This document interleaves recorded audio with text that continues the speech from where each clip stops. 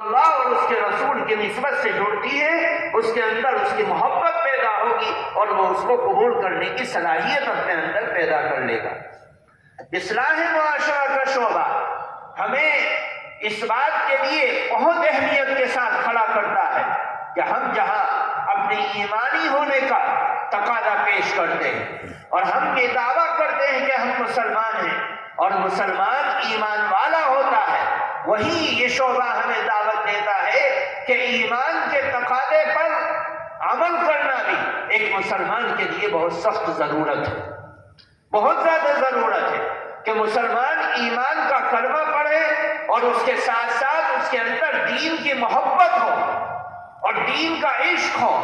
اور وہ عشق جنون کی حد تک ہو اور وہ اس جنون کے عالم میں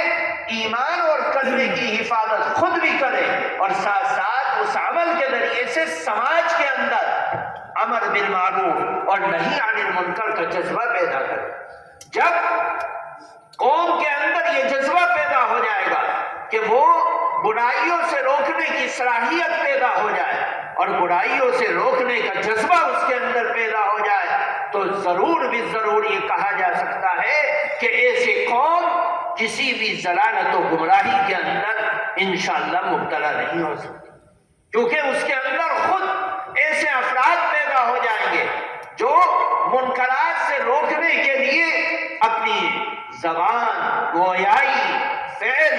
اپنی خوشی اور غمی ہر ایک کو پیش کر کے امت کو اس بات پر کھڑا کریں گے کہ اپنے سماج سے کھرچ کر نکال دیا جائے کسی بھی طرح کی برائی کو۔ یہی وجہ ہے کہ اللہ تعالی نے قرآن پاک میں متواتر بار بار کئی مقام پر ایمان اور ایمان والوں کے کام اور ایمان والوں کے